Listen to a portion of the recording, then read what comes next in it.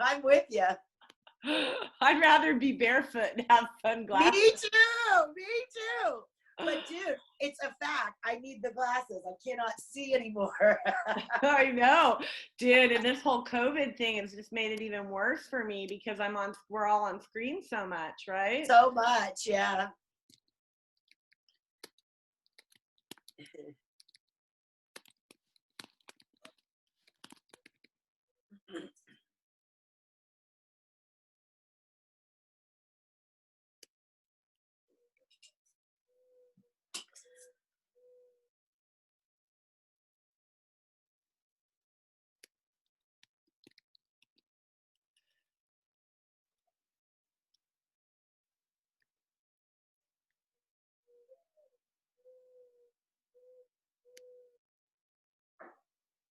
Oh boy, they want me to do some new stuff here. Well, hopefully it'll let me do it without having to learn that.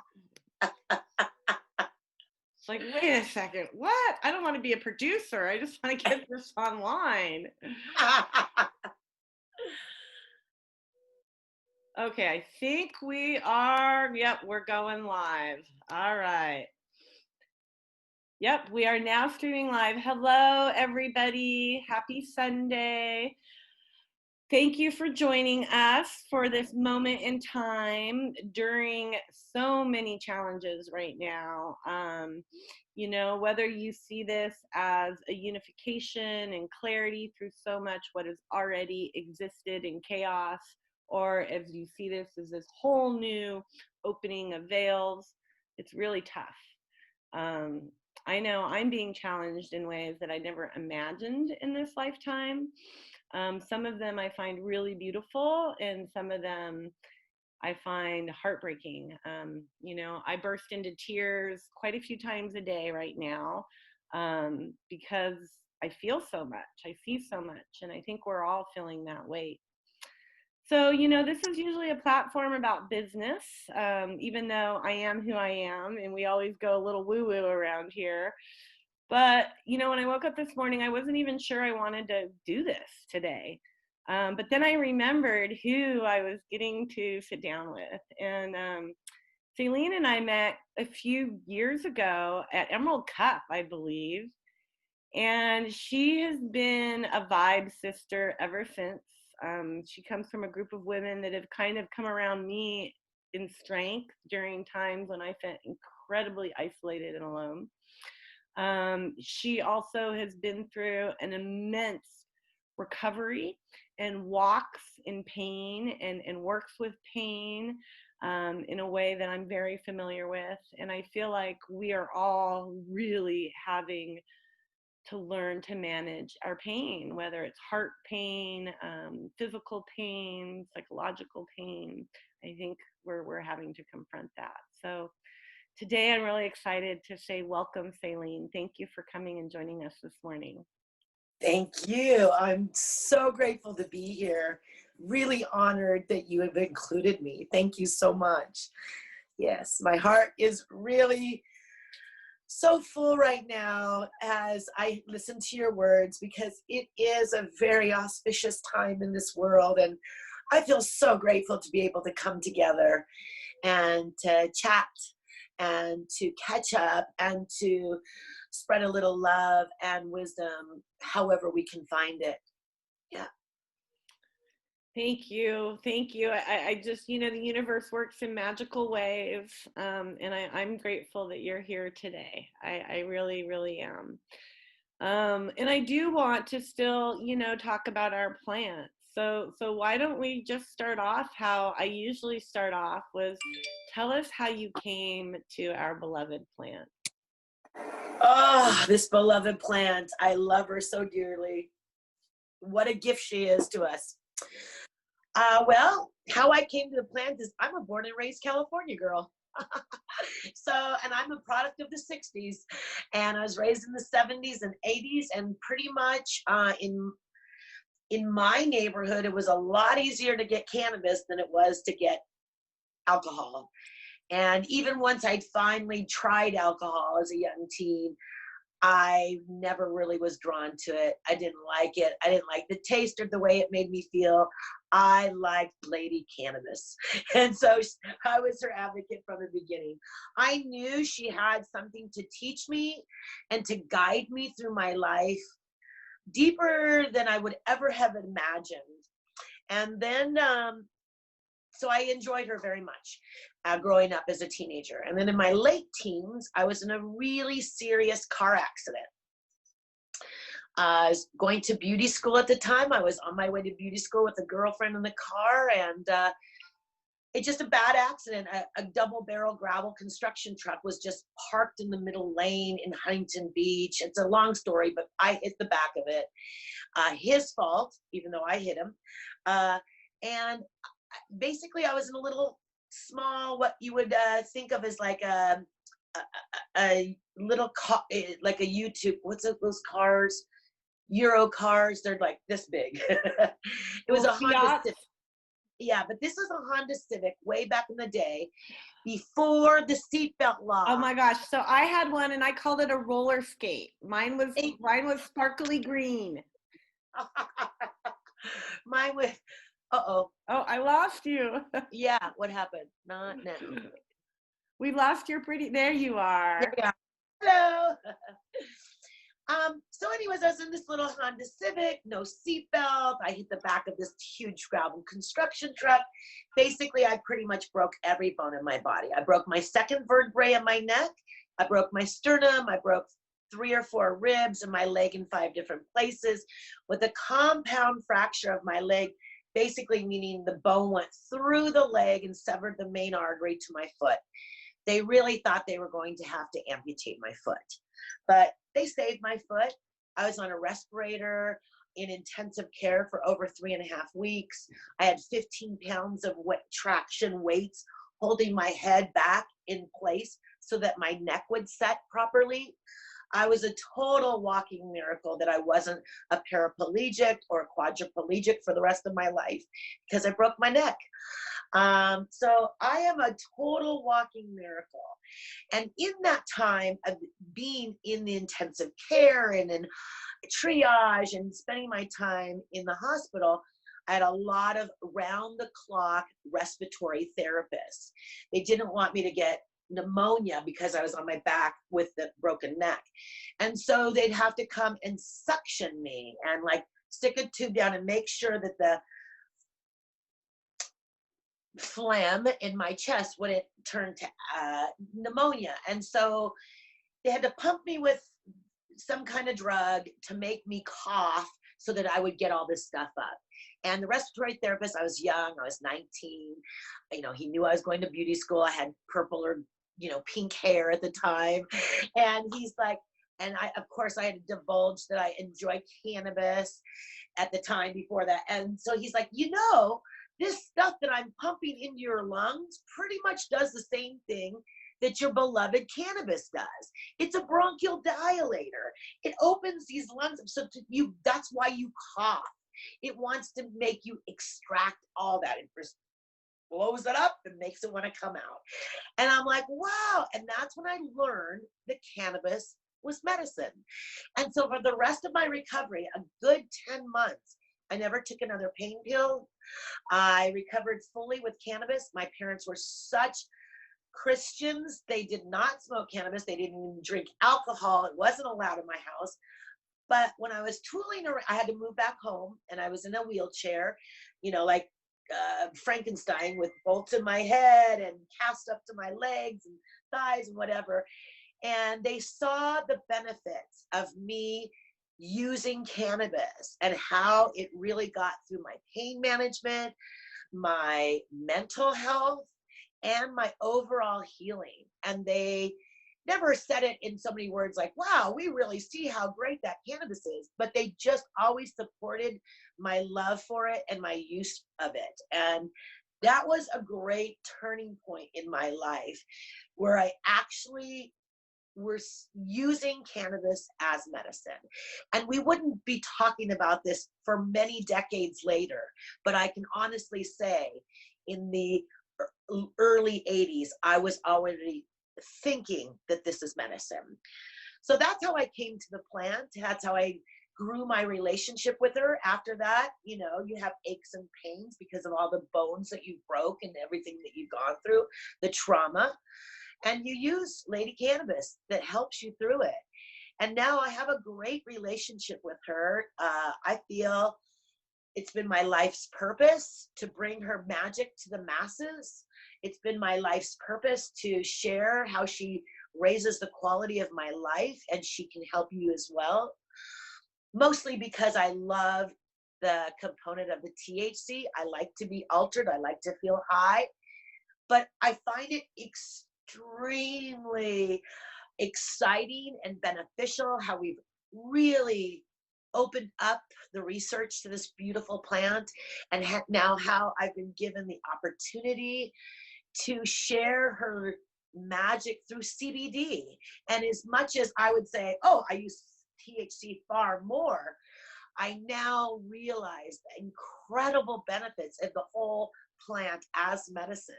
And it's such a gift and an honor to continue my love for her and to be able to share it with the masses. And so that's how I came to her, and that's how she guides my life.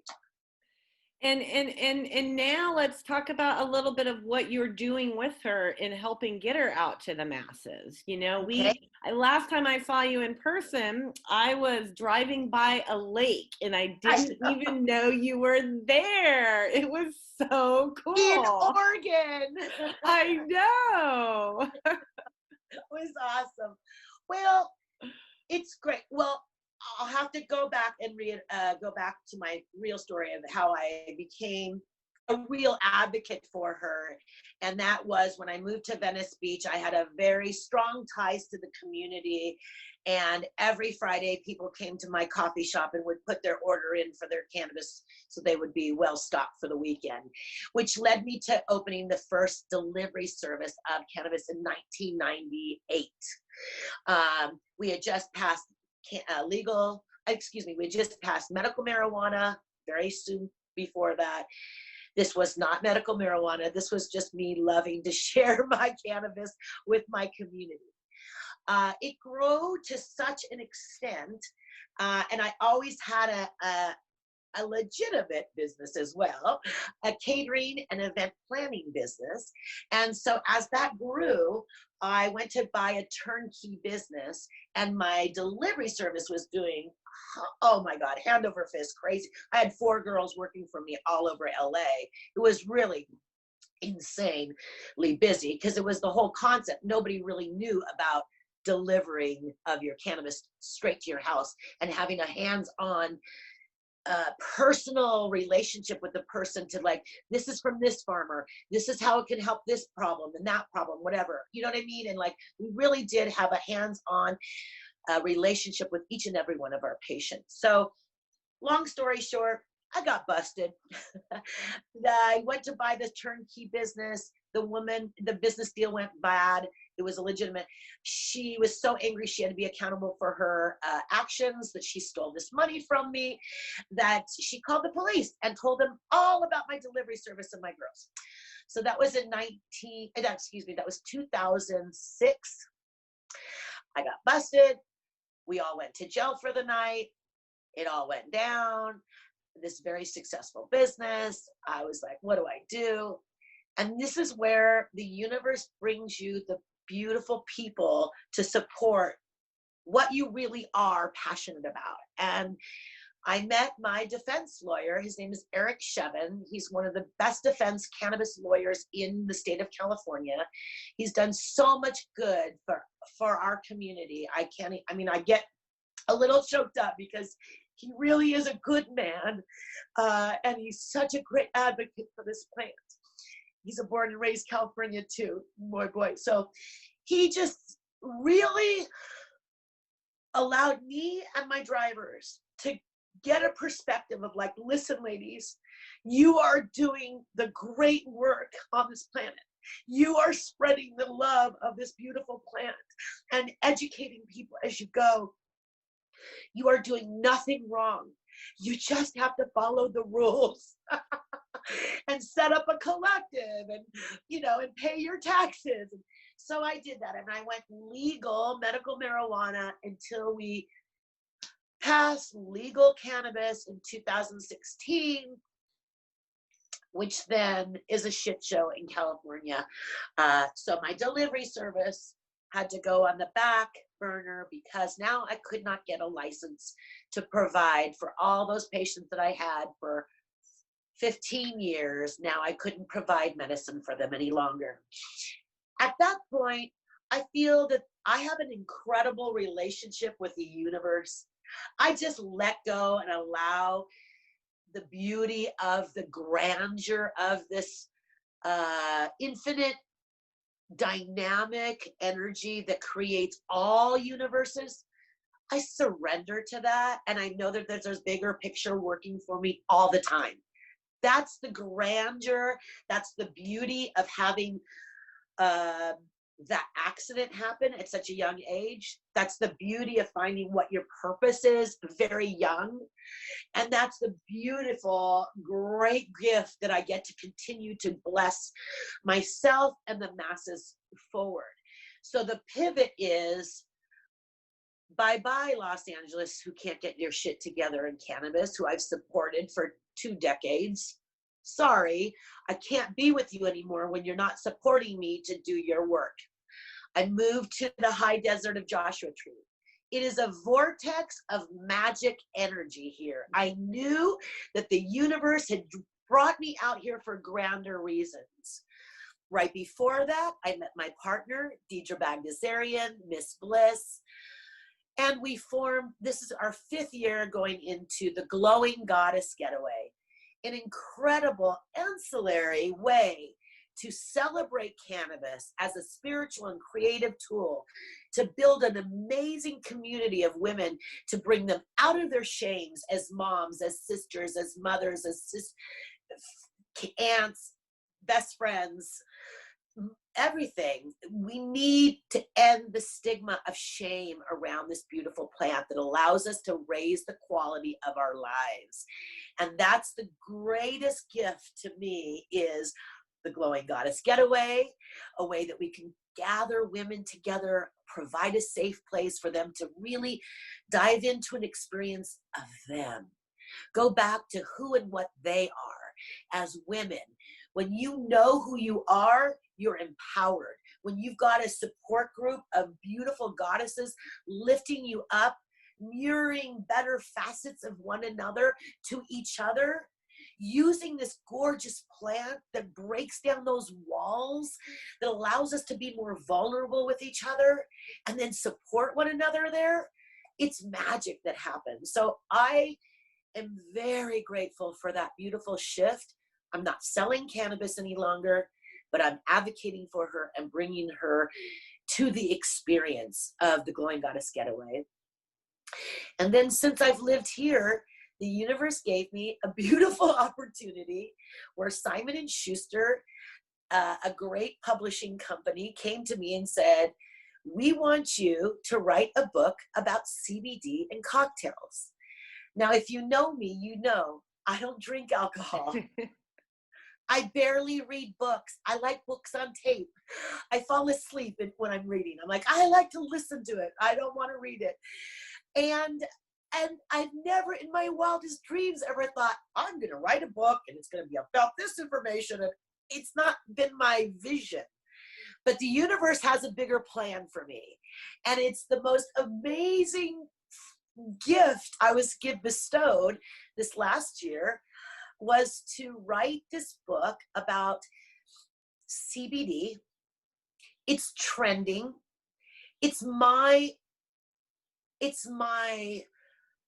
purpose to share this plant on all levels. So now it is my mission to bring the education of this trending CBD, more education to the masses, so they do know the difference between the snake oil and a true plant medicine that can really raise the quality of our lives. So through this really fun way of drinking your CBD, whether you do it with alcohol or without, anecdotally, I have seen through my own and through friends who've been using the book, A good friend of mine has a rock star husband. She says he has 2 cocktails every night before bed. And now with my cocktails, he adds CBD into his 1 cocktail.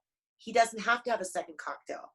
The CBD helps make the alcohol more efficient and balanced. And there's a better recovery the next day, and it makes it more efficient. And so he's more calm after 1 drink versus 2. He can sleep better after 1 drink versus 2. And the recovery of the next day is far less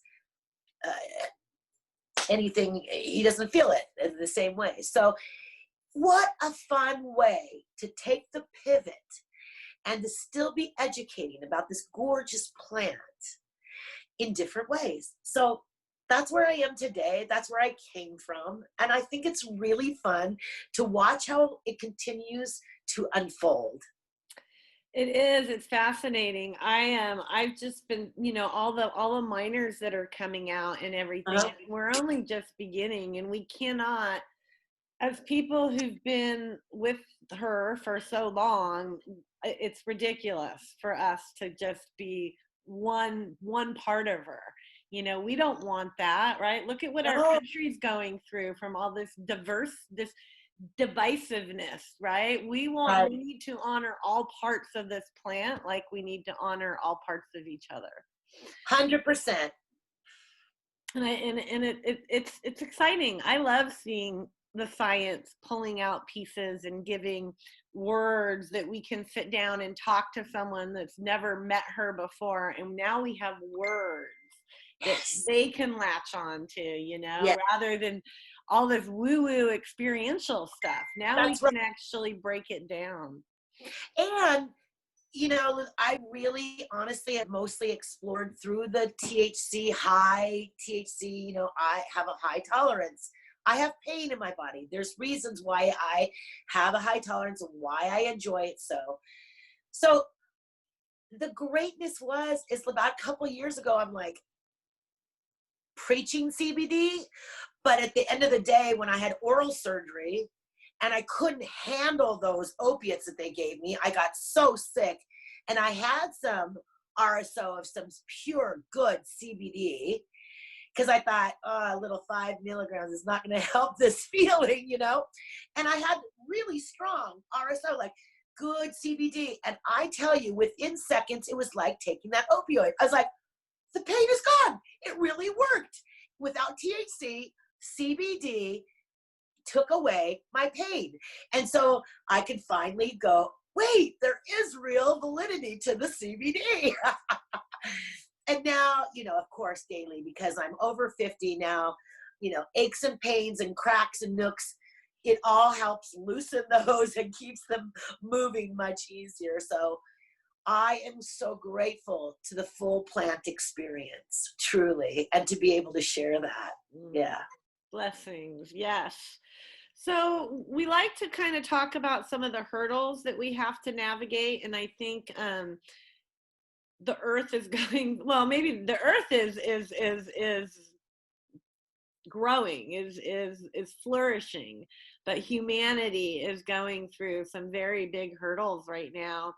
And one of the things that I'm finding is a lot of us in the cannabis industry are a bit more resilient through these hurdles.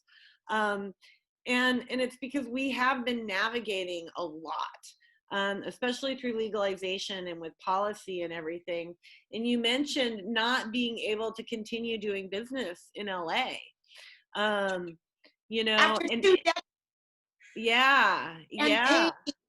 And because they promised us something that looked like a specific way, and it didn't come out that way.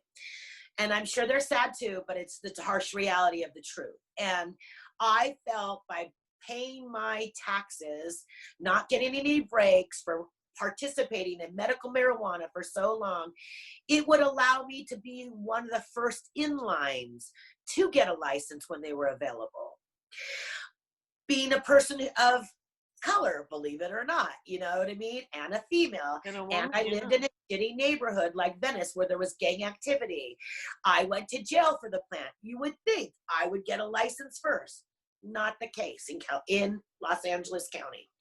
So that's a hurdle. It's very disappointing. it broke my heart. It's not just LA. I feel that way about up here in Humboldt, that we shut out the people that really laid the medical growers, the people who laid the foundation to legalization. Squished out by big money. I know. Right. I mean, I don't always want to be a negball, but that is the truth of the matter is. Well, and we have to talk about the truth to find out real solutions, right? Yeah. And that's, I think we have to talk about that. And social equity is a big word that people are using in our industry all over the place. And I talked to some guys not that long ago that were given one of those, but the way it was structured, they had to pull in so much big money that they ended up actually having nothing to do with the company, and now they're looking for farm work. Yeah. What are some ways that we as a cannabis community can ensure, because to me this plant is about liberation and freedom and equality and love and all, and it's supposed to break through all that stuff. Yes. How can we as a cannabis community move forward in a better way? I mean, being a direct impact from that failure, how do you see that we can help move each other forward? By talking about this, by sharing our stories, because I'm not that kind of person who can solve those kinds of problems. I'm not a policymaker. I showed up in those courtrooms in Los Angeles County as much as I could, but do I understand all that stuff? No. But I do feel it's so important to share our stories, because somebody who has a brilliant mind will hear these stories and get a glimpse of how to find the solution for us. There needs to be better solutions, because this plant is such a gift and is so forgiving, and she wants to spread her love, and we need every avenue possible open for that to be spread to the masses. It just does. It needs to be. Why are we not doing that as a cannabis community? There's so much divisiveness between us, when really we have this opportunity. I cannot say that. I feel, for me, I show up always. I will always try to see the good in all. I will always try to bring the little guys who paved the way up to the forefront. The greatest thing about this fun CBD cocktail book that I've just published, or it's just been published, I've just authored, it's fun. It's a gateway into the conversation of this magical plant for those who don't have expansive minds where this plant is concerned. And now I find it's my absolute duty to educate the masses. So that's why I have, in this time, created a new business called Here's to CBD.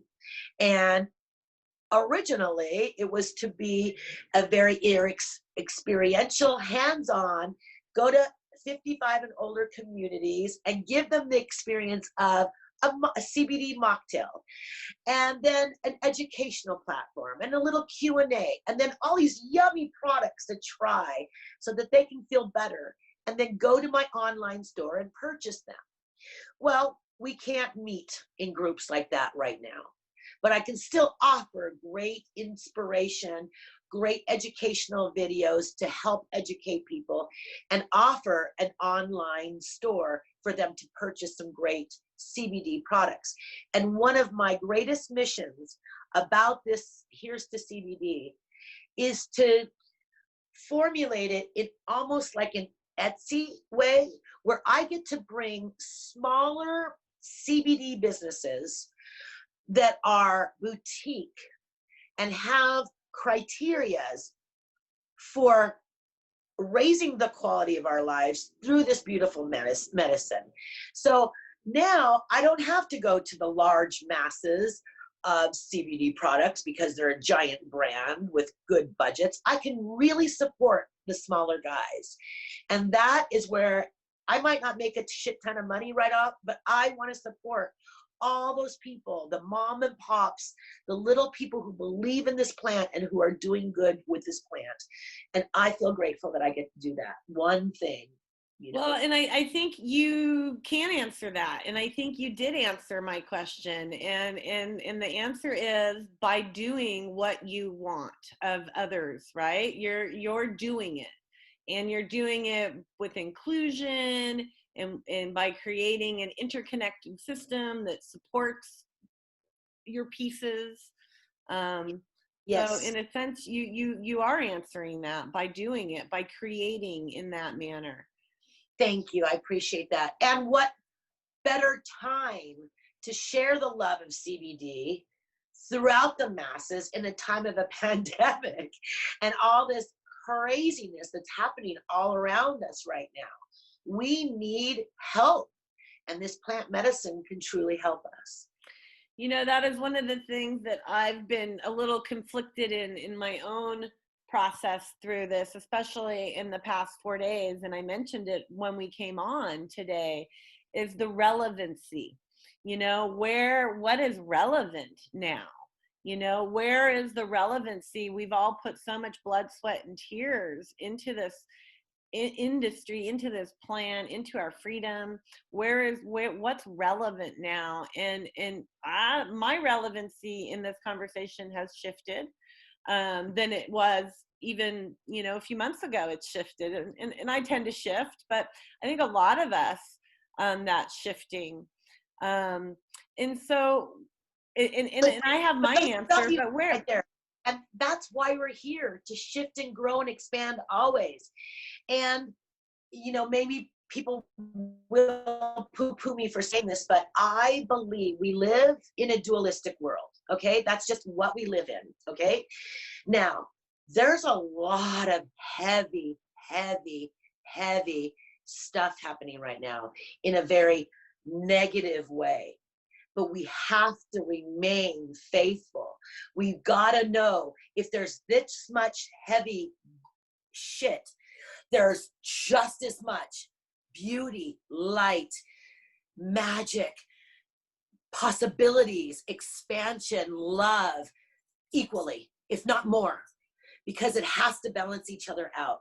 So in these times of the major shit, and it's so easy to just look at it and blame and be sad and mad, but we've got to remain steadfast that this is happening for a grander expansion for all, that we're being given an opportunity to be woke, to come together in community and say, how can we show up today in a better, loving way? How can we be more kind today?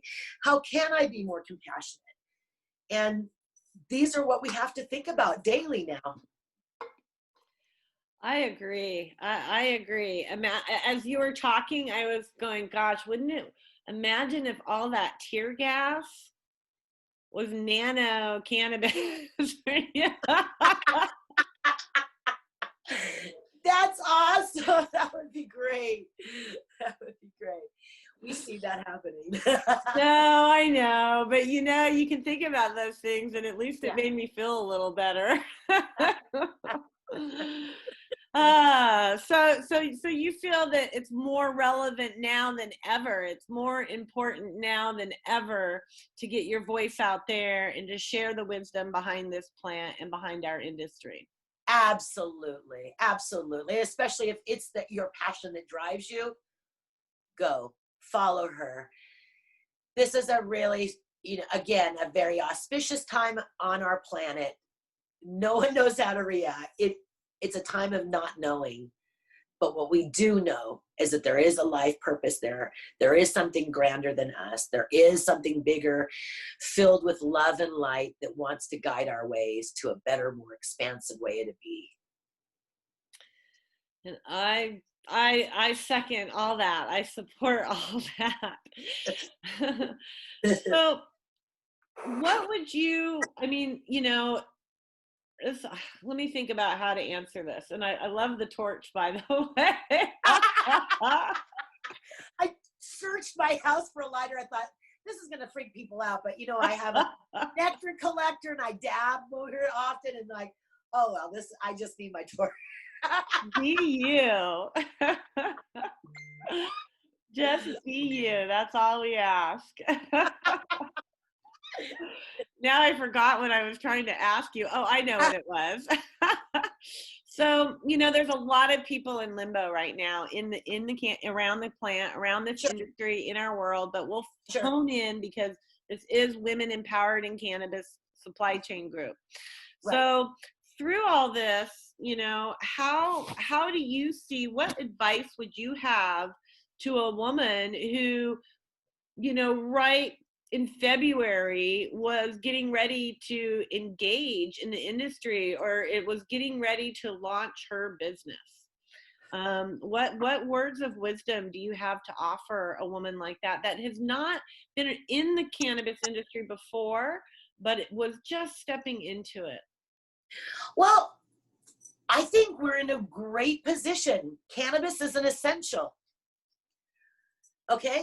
So if you're making a product and you believe in it, you got to continue doing that because cannabis is an essential. So everyone's using it. Everyone's given permission to right now, like medicine. This is a grand opportunity because if it is your passion, you will find a way to continue to see through. Everyone, the entire world is in a flux of not knowing. The entire world is on pause of restructuring and rethinking how to do business again, right? This is not going to just change overnight because that pandemic came in and came out. No. This is going to be something we're going to be looking at for the next few years, probably, operating differently. But what you can be sure on is that cannabis is an essential. So we're still going to have the need. The desire will always be there. This is plant medicine, folks. We need this. We need to destigmatize this gorgeous plant, get those people off those pills, and go back to the plant. That's what I can say. Hang in there. I feel like it's our opportunity to punch through. That's right. And more people are going to be open to it for a multitude of reasons. One, because the medical supply chain is a shit show. That's right. So being able to provide your own medicine is going to, people have got to be thinking, well, how do I do that? And I thank goodness that such as yourself, I don't have to rely on those pharmaceutical pain medicines anymore. Yeah. I might add, I'm grateful because I'm multifaceted on this platform because this was going to be our biggest year of our women's wellness retreats, our Glowing Goddess Getaways in our 5 years. We were doing a Across America tour and into Canada tour. What I have found through our beautiful movement is that I live in a California bubble, that there are so many events and so many ways that you can be involved socially and not in the cannabis industry.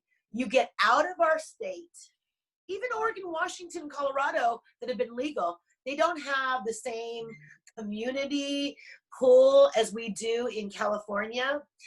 Did you say community cool? Pull, but cool too. I thought you said cool. I was like, oh, that's too funny. Well, what I feel is that, cannabis, California is the mecca of cannabis. So there is a very strong culture here. And all those other states, they want our cannabis culture. That said, when we went to Colorado, 17 other states got themselves there to attend our retreats. The further east we got, the more women were just blown open. Their hearts, they had not been in an experience like this before. And it was making my world. We're like, yes, let's go out and share this everywhere we can. If it's a legal state, let's go. Let's pick up women along the way and take them. So this was looking forward to the biggest year for us, and that's shot down. And I was devastated and sad because I have an amazing community of women out there who are dying to be together and hold one another and love one another and support and show each other how great we are. That said, the pivot. Thank God for the book. Thank God that the universe had a bigger way for me. Thank God I can, launch a new CBD company. So look for the ways, people, to take those pivots that still speak to your heart. If this is your passion, you will find it will lead you. You just almost answered my next question. Which is we have a lot of women, you and I know a lot of women that have really been in this, in the trenches for a while, whether they're growers or dispensary owners or whatever role they played, we have those relationships. And a lot of them are trying to find their way in this new space of legalization. They don't want to be oppressed. They don't want to live under the fear that we've all had to deal with. But it also can really seem from that view like there's no openings. There's no, how do they, they don't have $5 million to get a permit, to go through that process. Me either. Yeah. Right. Yeah. Yeah, exactly. Right. So, yeah. So what sort of advice could you give to women from that legacy, that traditional experience, merging into this new world? Well, again, if it's your passion, it will find your way. At the beginning, because of my background and because I had a very successful delivery service, as soon as legal cannabis adult consumption passed, I had so many people in my corner saying, you don't have to have the $5 million. We have it. You get the license, you get that social equity license, and we're there. We've got your dispensary, we've got your delivery, we've got it. We'll back you. 5 different ways of different people, I promise you. Still didn't pan out, okay? I remain steadfast to this plant. The universe gave me the shift, the pivot. I don't have to have a special license to sell CBD. I don't have to have a license to educate about CBD. So there's ways in which you can get around it for a while.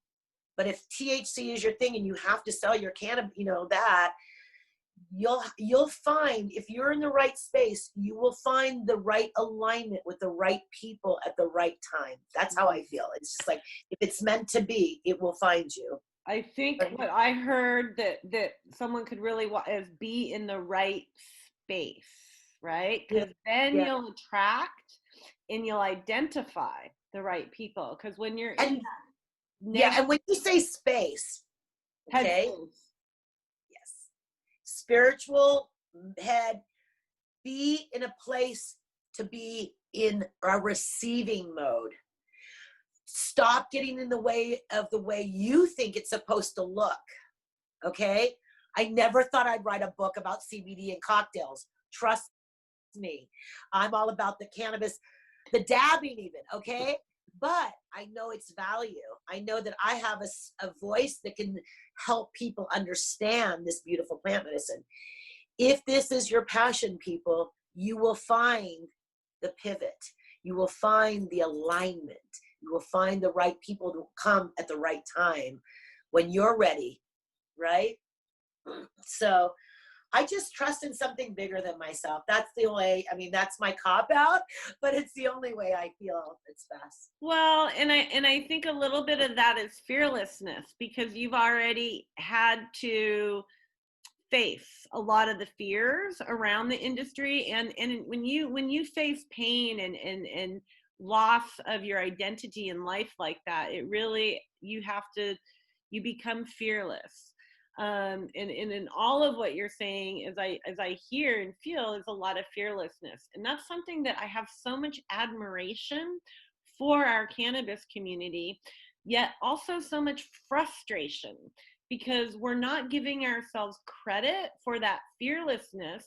So we're triggering our PTSD, where we need to go, dude, look what we've already that's right, for generations.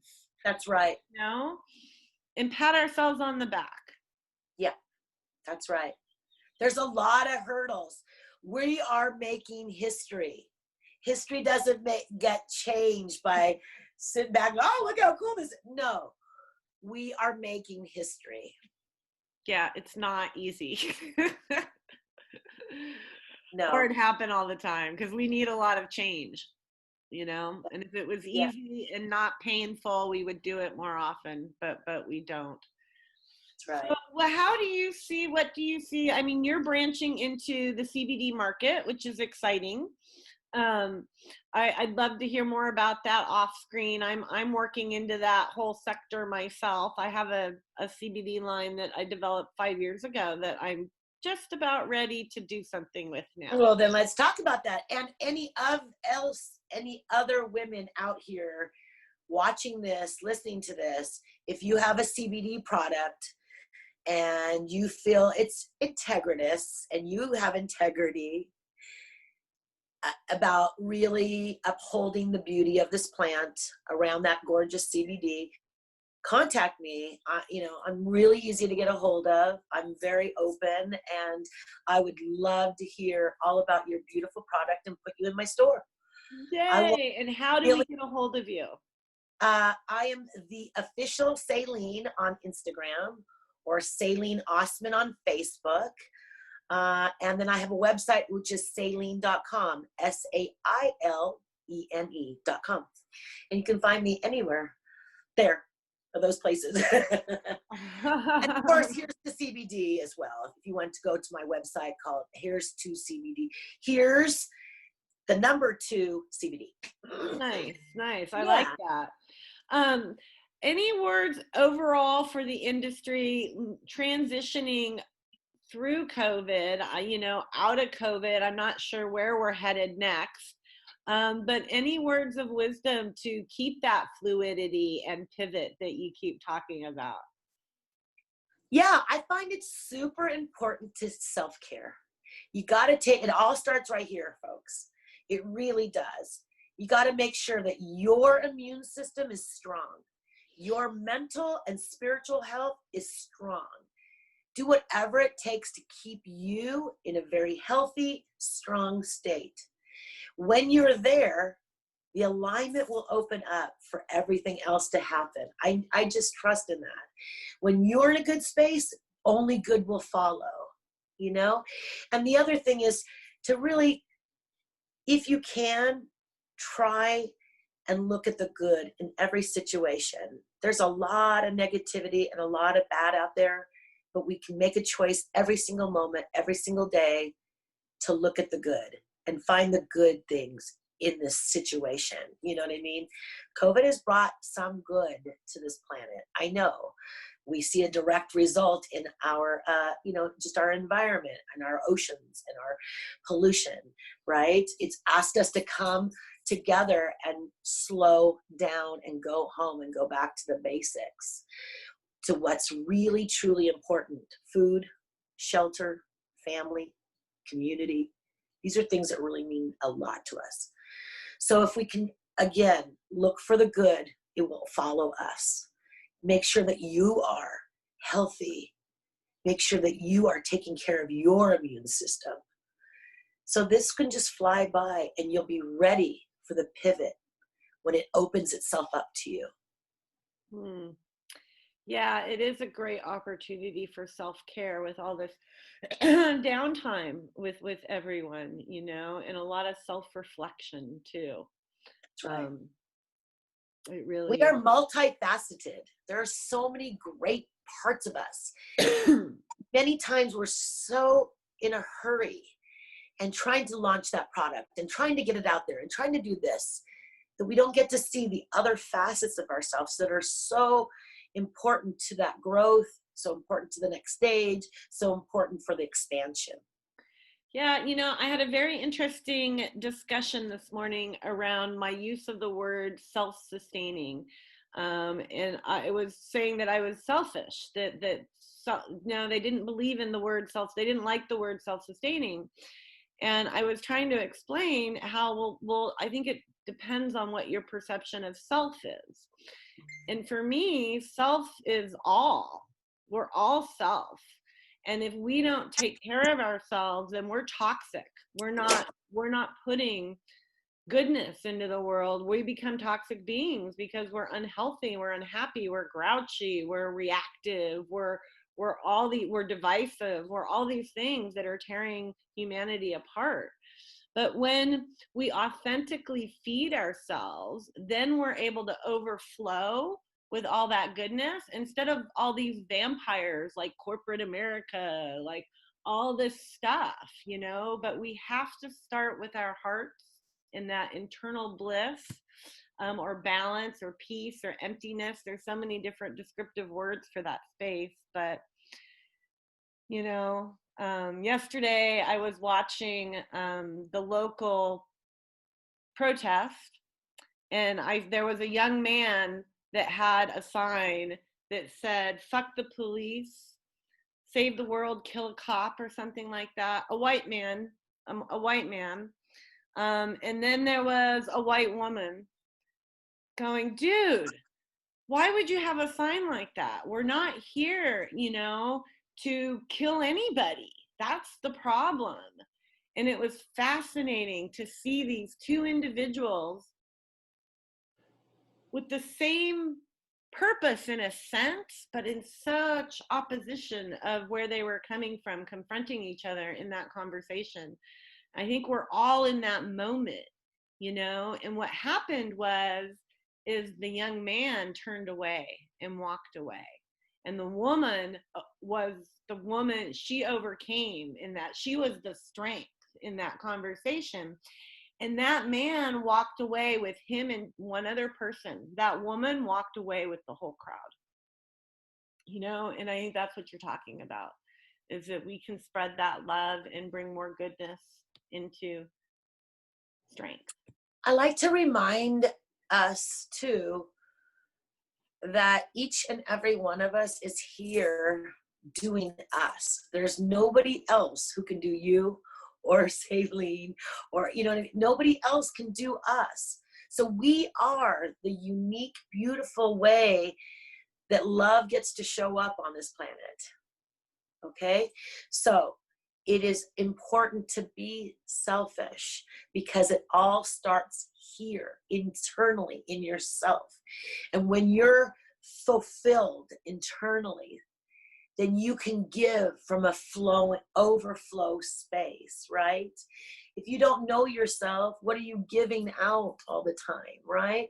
So get back to the self, get to know who you are, and take care of you, and you'll be a better you for your family, your community, the world as we know it. Yeah, I think, and we're seeing a lot of beautiful leadership in that, even in the protests, you know. Yeah. Yeah. So I do have great hope. And thank you for coming on today and sharing some love. I felt it. I felt your glow. I got some juice from your glow, and I needed it. I was feeling very sad. I'm sad about the things I saw yesterday in my community. Sure. Sure. And just getting to connect with like-minded vibe tribe women is incredibly empowering. And I hope all of you watching got some of that juice too.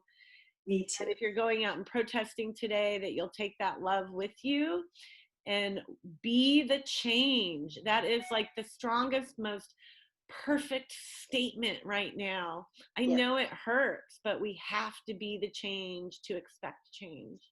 Any last words, Saileen? Just go and be love. Yeah. Blessings. Blessings to you. Thank you so much. Oh, thank you. I'm coming to Joshua. I'm getting a car. My son and I need to get out. And I was like, oh, and I want to camp. And I've been watching your post. DM me. I have places for you. Yeah. Oh, well, I was like, oh, and I'd love to spend time with you under the stars in your pool. Yes. So we'll make that happen. We're making that happen. Thank you. Love you. Thank you. I love you too. Blessings. And thank you, everyone. Take care. Be safe. And stand in your truth today, but stand in love. Yes, absolutely. Be well. Thank you. All right, girlfriend. Bye. I'll send you a copy of this.